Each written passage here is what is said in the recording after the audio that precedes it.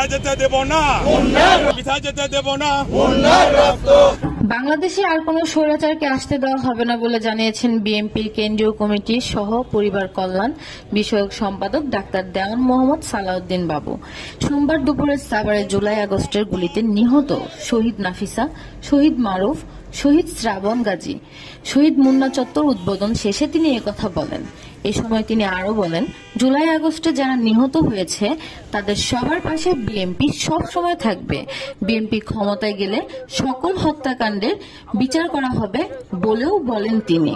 এ সময় নিহতদের পরিবারের সদস্য ও বিএনপির নেতাকর্মীরা উপস্থিত ছিলেন। আমাদের প্রিয় নেতা, আমাদের সাভার আশুলিয়ার গণমানুষের নেতা, সাভার আশুলিয়া থেকে পরপর বিষয় আজকে আমার অনেক ভালো লাগতেছে। আমাদের সাবেক এমপি সালাউদ্দিন বাবু ভাই মাস এবং অগস্ট মাসের 5 তারিখ এই 36 দিন বানচাল অবস্থা ছিল।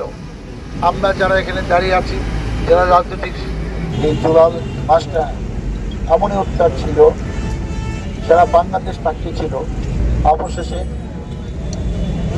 জনগণের স্বতঃস্ফূর্ত সমতাপক্ষে 80-90 জন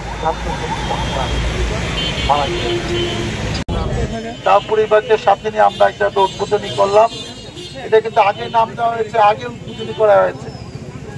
যেরকম 1971 সালে হয়েছিল, বিশেষ কারণে মুক্ত করতে হয়েছে, স্বৈরাচার মুক্ত।